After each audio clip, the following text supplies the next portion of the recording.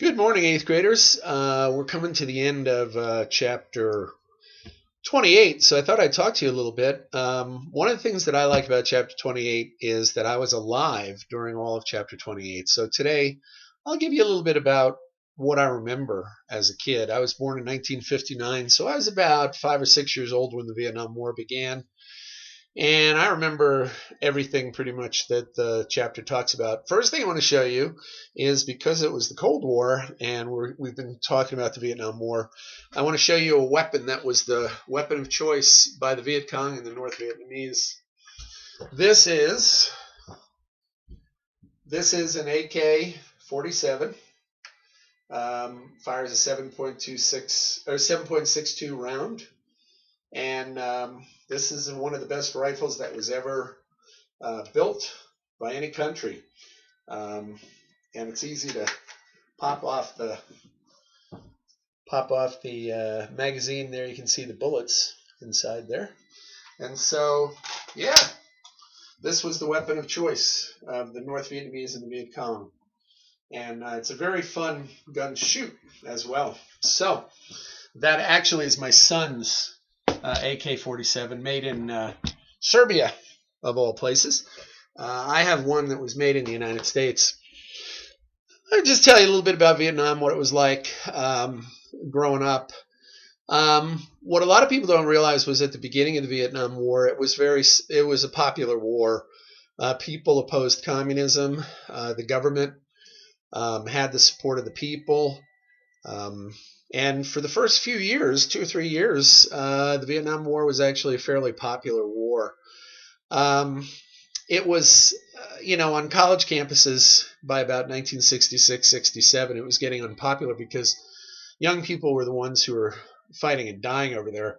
Also, it was a draft. So when people were drafted, they had to join the military. However, there were exemptions. And if you were a kid who was in college, you got an exemption. You didn't have to go, which meant that most of the men who went to fight the war were minority. At least a lot of them were minority, black and Hispanic, and came from poor families who couldn't afford to send their kids to college.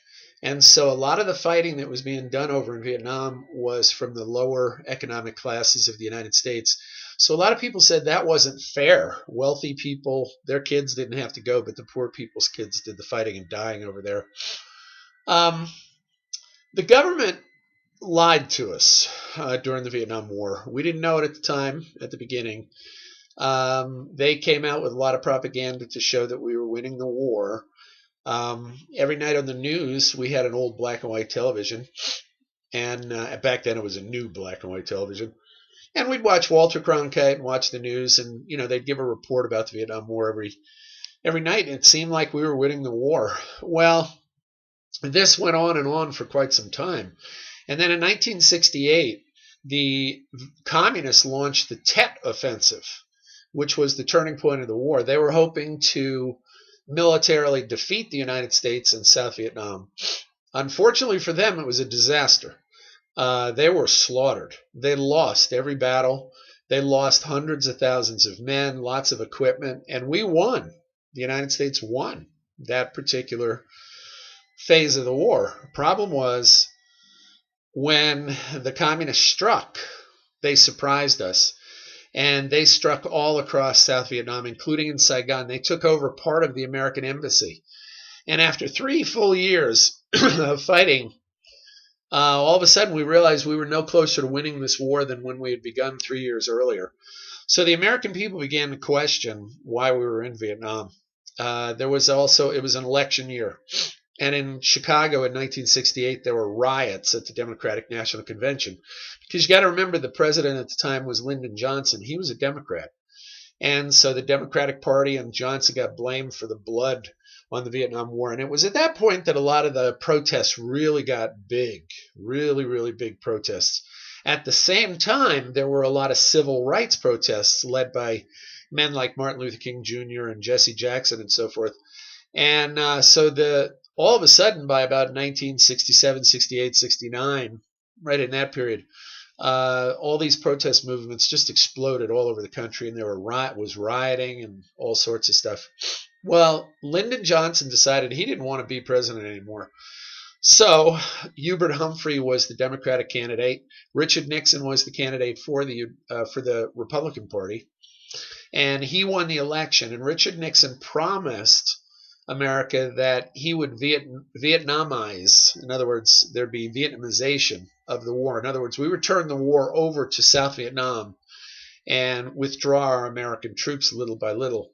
So he was elected, and that's what he began to do, which was a good thing. Problem was, we were stuck in a war that we didn't know how to get out of. And in Vietnam, you didn't know who your enemies were because there was really no front line. The person that was smiling at you during the daytime might try to kill you at night. You never knew who the Viet Cong were and who supported the Viet Cong or whatever. And the government in South Vietnam that we were supporting was very corrupt. The wealthy people who ran the country stole most of the wealth of the country, and they didn't really care very much about the Vietnamese people themselves. So it was very tragic. So we were grinding it out day in, day out, losing men. And on the other side, the Vietnamese, the North Vietnamese and Viet Cong were losing tens of thousands of men.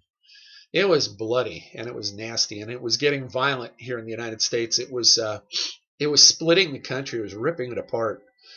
The pro-war hawks and the anti-war doves hated each other. There hasn't been anything. The political attitudes today are similar to what they were back in the late 60s, early 70s, where there was a lot of hatred. The country was tearing itself apart. So there were negotiations with North Vietnam. They dragged on for year after year after year with no peace. And then finally, in 1970-ish, I think it was 1970, and 71, right around there, Richard Nixon ordered the secret invasion of Cambodia and Laos to try to cut the supplies of the communists coming down the Ho Chi Minh Trail into South Vietnam. It was illegal what he did. He didn't get permission from Congress, and we sent our troops in there. And what it did was it destabilized Cambodia.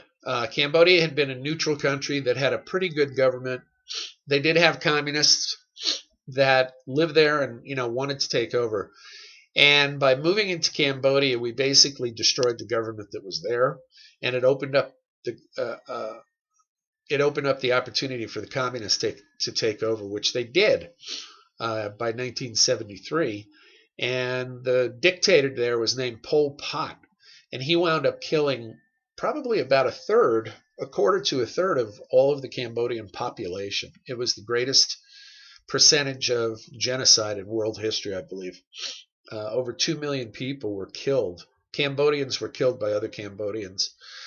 Laos fell to the communists as well. There wasn't the slaughter, but it totally destabilized that whole area. Well, the Pentagon Papers were released.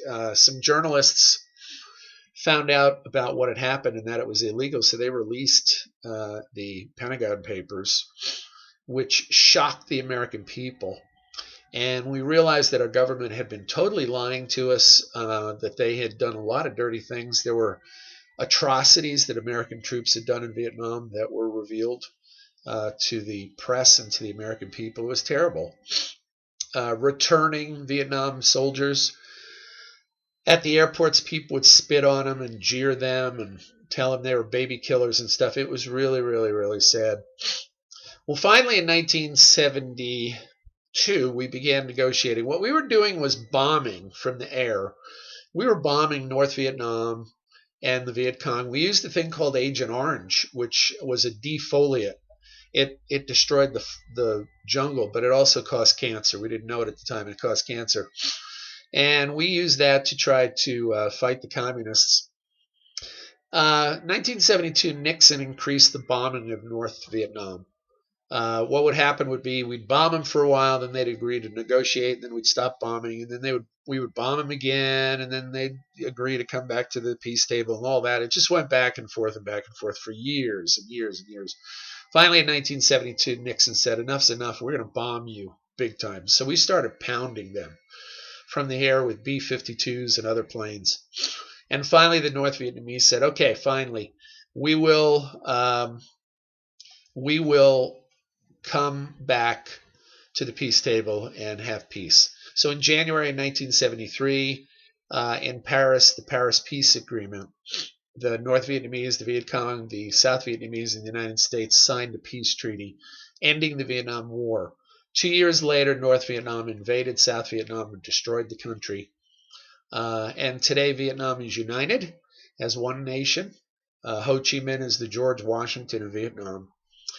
And bottom line is we lost the Vietnam War. But fortunately, now we have good relations with Vietnam.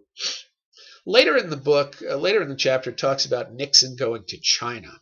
That shocked everybody. I remember that, and I thought it was really cool because I could see on TV what it was like in China, because China was closed to our society. They wouldn't let Americans in or anything like that. And so it was the first time many of us had gotten to see what it was like actually inside China. So Nixon went to Beijing and met with Mao. I remember seeing him and Mao on television toasting each other and all that sort of stuff. And the cool thing from a standpoint of a teenager, I was about your age, maybe a little bit older when this was going on. Ping pong. The ping pong tournaments between the Chinese and the Americans, just like you saw in Forrest Gump, that actually happened. We played a lot of ping pong with them. Of course, they beat us because they were much better at it, but it was really cool. So we opened up relations with China. We demoted Taiwan. We allowed the People's Republic of China to become part of the United Nations, and Taiwan got kicked out of the United Nations. The Russians weren't happy about that, so Nixon had to make them happy. So he agreed to meet with the Russian leader, a guy named Leonid Brezhnev. Khrushchev was gone by now.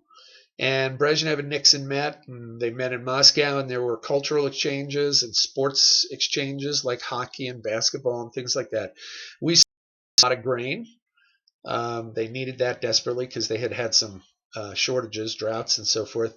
And we opened up pretty good relations with Russia, at least for a while, in the early 1970s. So we opened up China, and we opened up the relations with Russia.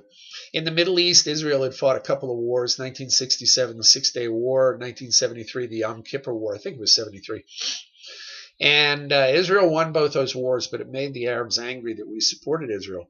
So in 1973, they instituted an oil embargo. They refused to sell us. OPEC, which is a cartel that controls a lot of the world's oil, they decided to have an oil embargo for the United States, and we had to import a lot of oil from the Middle East. And as it turned out, it caused a lot of suffering here in the United States. There were long gas lines. The price of gas went up. And it was during a time where there was a lot of inflation as well here in the United States. So it was not a good thing.